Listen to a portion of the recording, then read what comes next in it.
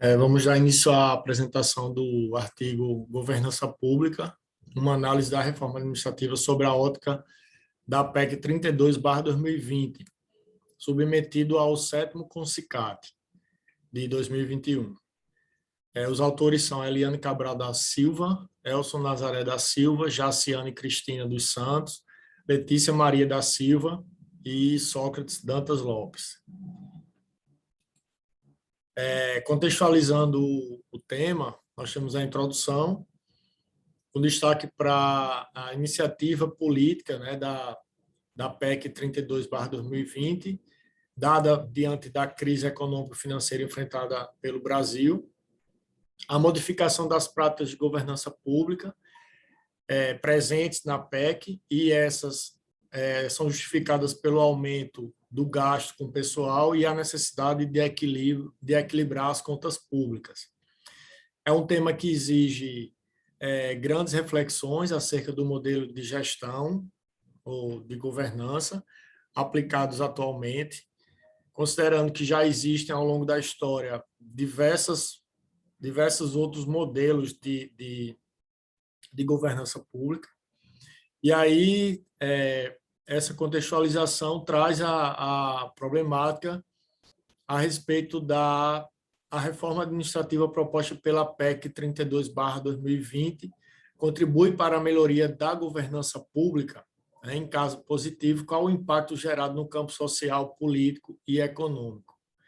Então, é importante saber, lembrar que a PEC 32/2020 propõe mudanças em relação a um novo modelo de governança pública, mas é uma proposta que mitiga direitos conquistados através da Constituição Federal de 1988, em relação aos servidores públicos. A governança pública, definições e práticas. Existe aí, portanto, a mudança de paradigmas na administração pública e o papel que o Estado desempenha nesse processo, entendendo que o Estado tem um importante papel quanto à garantia de direitos sociais, até então negligenciados. Então, o Estado precisa participar do processo de garantia desses direitos. No entanto, percebe-se a dificuldade que o Estado tem em garantir a efetivação das políticas públicas e da prestação de serviço aos cidadãos. Por isso, coordena-se a cooperação entre agentes nacionais, internacionais, a sociedade e a comunidade local. Santos, Pinheiro e Queiroz, 2014, citam que a governança é um tema abrangente e multidimensional que tem sido pronunciado sem o devido rigor nos discursos públicos empresariais. Então, de fato, percebe-se a grandeza do tema governança pública e, ao mesmo tempo, a falta de conhecimento, de despreparo por parte dos gestores. E também a falta de interesse da própria sociedade quando se trata da participação efetiva nas discussões do tema, na implementação das práticas de boa governança. Então, governança, dentro de um conceito, ela é um conjunto de mecanismos de liderança, estratégia e controle que visa avaliar, direcionar e monitorar a gestão com vistas à condução de políticas públicas e à prestação de serviços de interesse da sociedade. A descentralização da administração pública, ela é um tema relacionado à governança pública, porque, a partir da Constituição de 1988, a descentralização das responsabilidades aconteceu de forma muito nítida, quando passou a proporcionar autonomia entre os entes da federação, em especial os municípios. No entanto, percebe-se aí, frente a essa autonomia, também a dependência financeira dos municípios. Os estudos discutem, portanto, a complexidade do tema, que vai da simples transferência de competência a uma complexa reestruturação do poder decisório. Percebe-se, então, que, apesar da autonomia, os municípios eles detêm uma dependência financeira. E aí é isso que torna o tema complexo, porque não é apenas discutir a transferência das competências, mas também a própria reestruturação do poder em relação à tomada de decisão, que envolve a aplicação dos recursos. Viabilizar um diálogo entre sociedade e poder público local, promovendo a prestação de serviços públicos com qualidade da sociedade. Então, é necessário entender que dentro do processo de discussão da governança pública e da descentralização da administração pública, tem o viés do diálogo com a sociedade, que acontece de forma muito mais aproximada no âmbito local. É preciso avançar na discussão para entender como a governança pública se efetiva em meio a tantos desafios.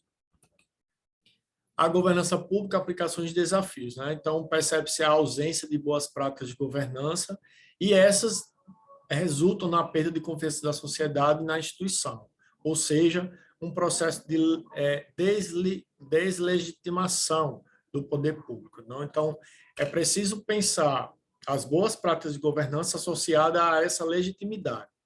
E aí existem desafios que vão desde a divergência entre interesses privados e públicos e as burocracias existentes em leis, que causam retardamento dos serviços prestados pela administração pública.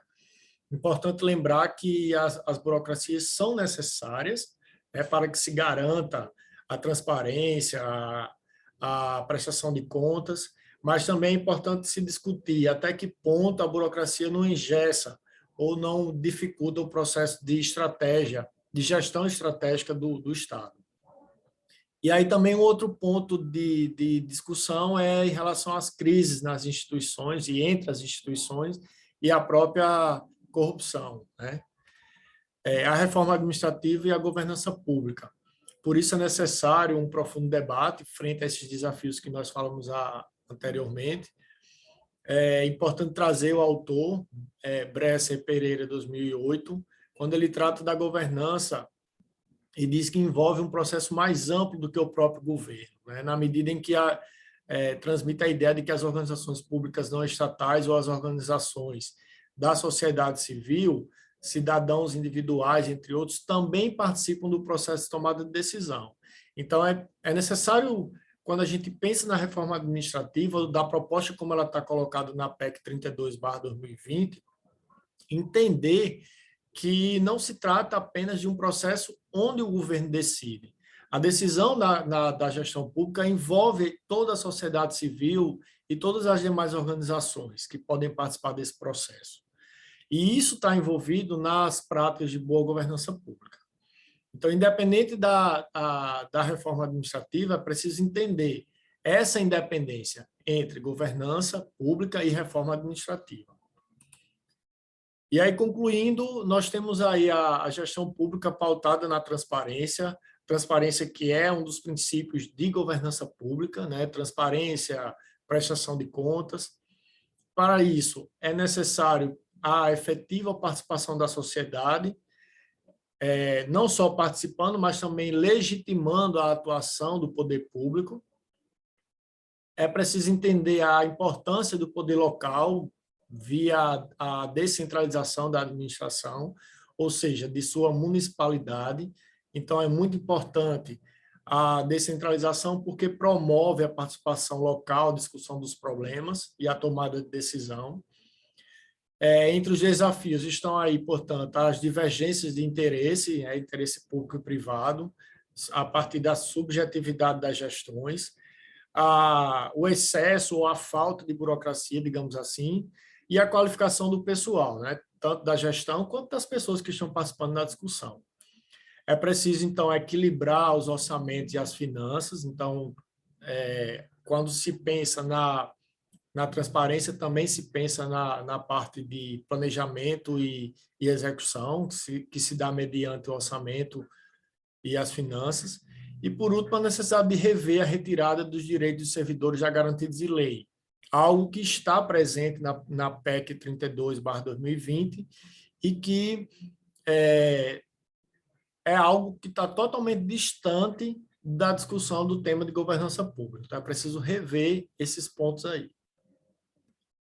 Obrigado e nos colocamos à disposição.